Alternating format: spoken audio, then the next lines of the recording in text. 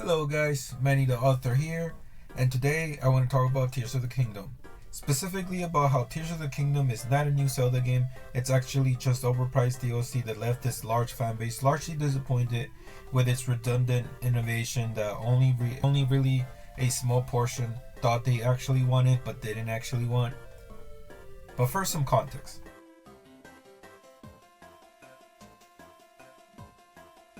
Do you guys remember how big Breath of the Wild was when it first came out?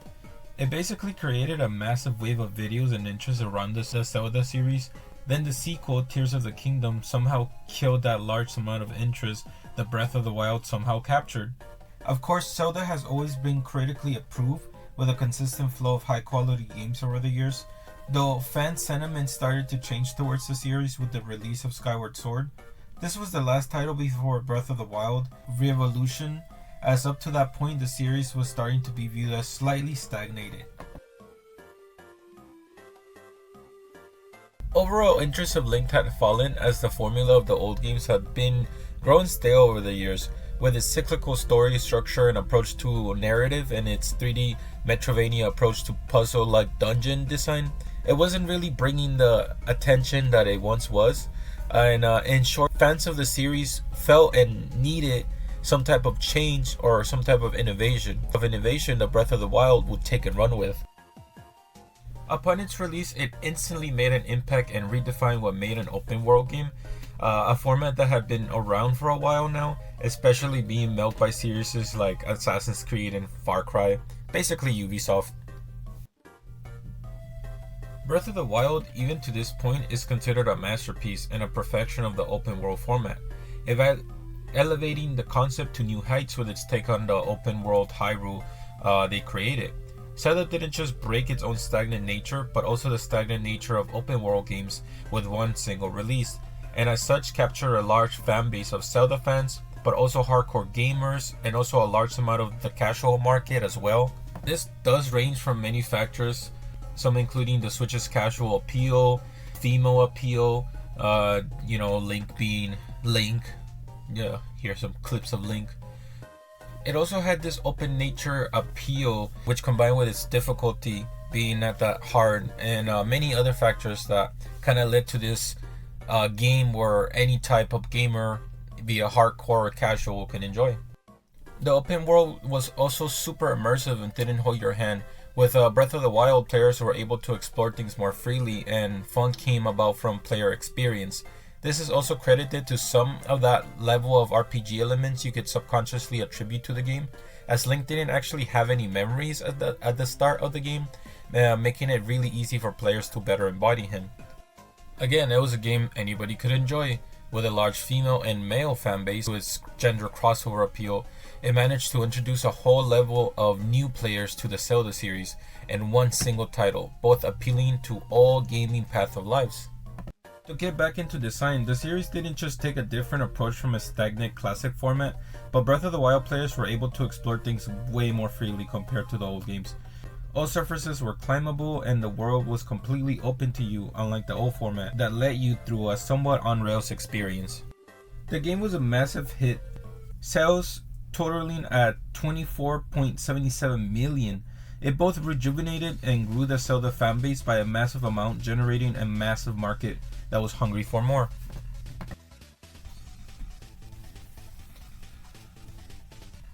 And so when fans found out that the next Zelda game would follow up to Breath of the Wild, it created a lot of anticipation.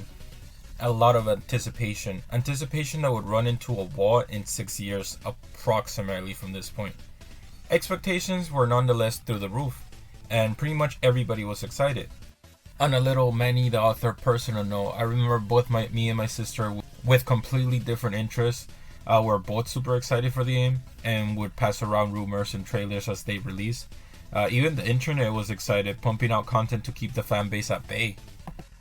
Along the lines of excitement, typically Zelda games change and reinvent themselves after every title, but Tears of the Kingdom would be joining that rare club of games that would keep some of the settings from the old game. Games like Majora's Mask is one of the rare games that did this, and this was actually kind of rare and a big deal for Zelda, so that made the hype even bigger. Now it's time to plant some seeds of negativity from the critics.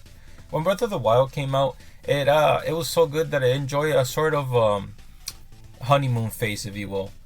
Even though the game was more or less a masterpiece to its massive audience, a part of that audience, people who were more critically inclined, the hardcore gamers, if you will, enjoyed the game and appreciated it for the most part. But once that honeymoon phase died down, felt the need to air their thoughts of the way that the game wasn't a 10 out of 10 and in fact had a lot of missed potential. This criticism was from many reasons. The main one being that these people are never happy, cynical people that need to criticize everything to make themselves feel better about themselves, aka Dark Souls fans. And believe me, that's not me being mean. I'm included in that demographic of people that just want to criticize things. Unlike the normies who were just excited for more of their favorite game and a follow-up title, hardcore gamers and critics like me were also excited, but more so for the improvement possibilities a sequel could bring. These are the types of people that try to add mods to everything they play, own a PC, and have been playing Skyrim for 25 years straight. Though to be honest, some of what they said did have some merit to it. I don't just want to paint them all as Karens, as even though we kinda are. They couldn't help but to look at Breath of the Wild and only see missing potential. They felt the game didn't flesh out their ideas out completely, saw a need for a crafting system, and overall it just felt like the game didn't go deep enough within the systems the game was presenting. Hardcore gamers, more like hand-chair developers, am I right? Were sentiments that most of the casual market, who have ballooned Breath of the Wild to the wide success it had, didn't quite agree with the hardcore gamers. They saw Breath of the Wild as a masterpiece, perfectly balancing simplicity within the right level of complexity that allowed them to not be out of that immersion.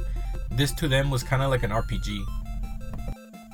Older Zelda fans also felt like Breath of the Wild's story wasn't Zelda enough, and so perceived that as a lack of story, so a weakness, and they missed the comfort of the old Zelda dungeon design, so they cited the temple system as a weakness or criticism.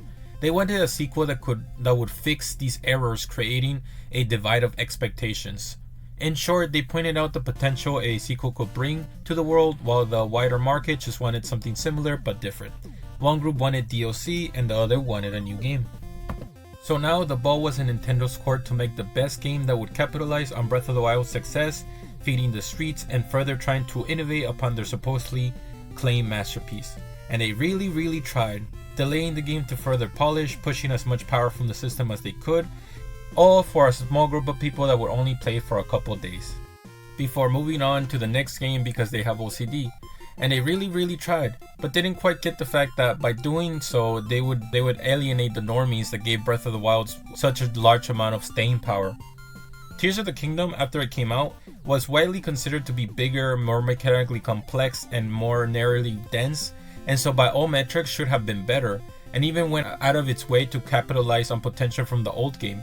But even with all that effort, fans of Breath of the Wild, to some extent, casual fans or normies, didn't stick around like they did for Breath of the Wild. Of course, there was a bit of a honeymoon phase as people tried to like the game, but something interesting began to happen.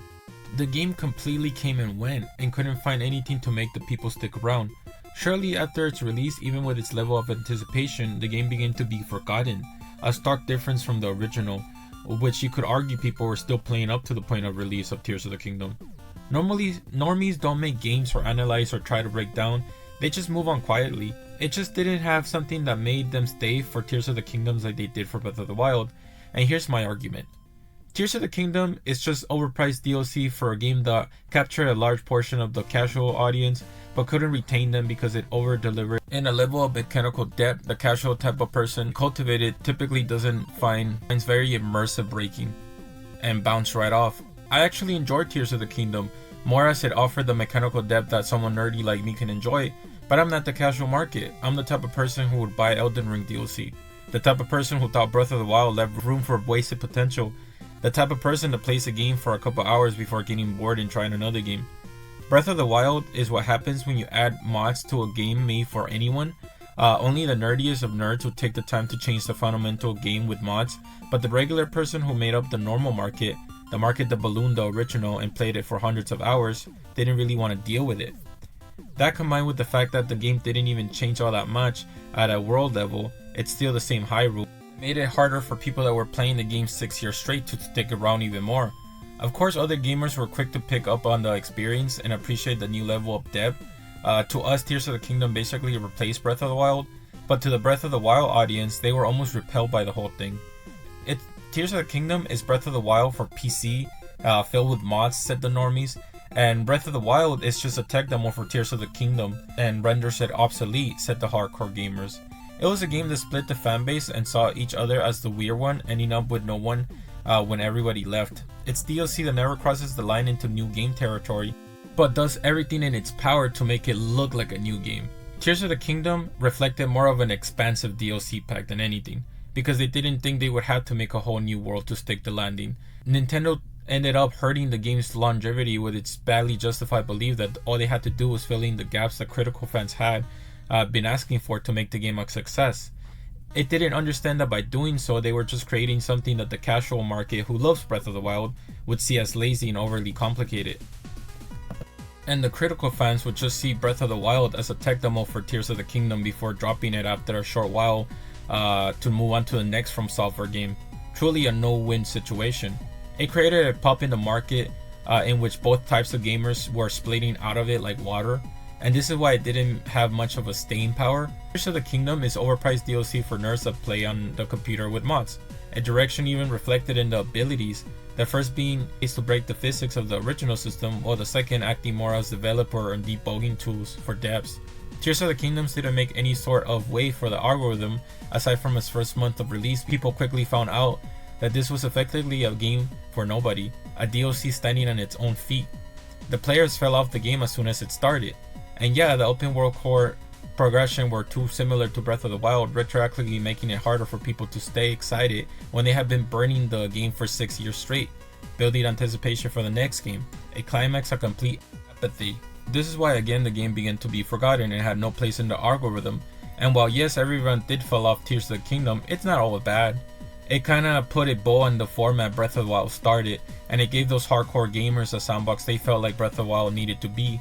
And for the new fans, there's always that 67 run of Breath of the Wild they can go on, am I right? Truly the best form of DLC I can think about. DLC that hardcore gamers could play for a few more weeks, with even harder enemies and cool boss fights before closing the chapter on the format and moving on to the next Zelda game. But hey, those are just my thoughts, and that brings me to the end of the video. I wanted to kind of explore why nobody stuck around for it, and yeah. The channel's picking up, and hopefully the videos get better, and we'll keep going. Thanks guys.